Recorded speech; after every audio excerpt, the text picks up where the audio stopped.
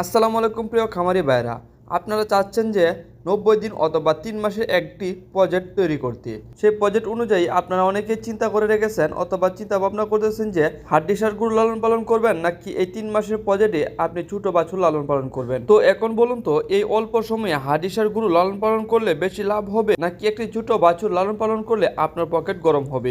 যদি আপনি ভাবেন ছোট বাছুর কম দামে কিনে 3 মাসে বড় করে ফেলবেন, তবে আপনি খামারিদের সবচেয়ে বড় একটি ফাঁদে পা দিচ্ছেন।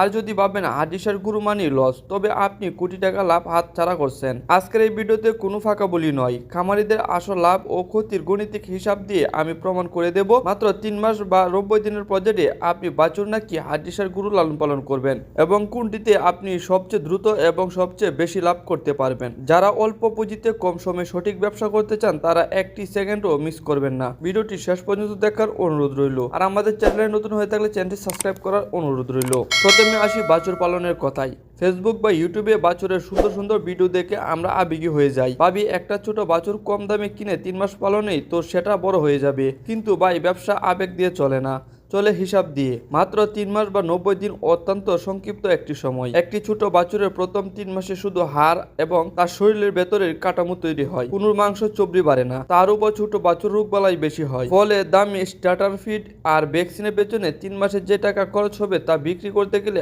আসল টাকাই উঠবে না। সহজ কথায় 3 মাসে শর্ট টাইম প্রজেক্টের জন্য বাছুর কেন একটি চরম লসের সিদ্ধান্ত।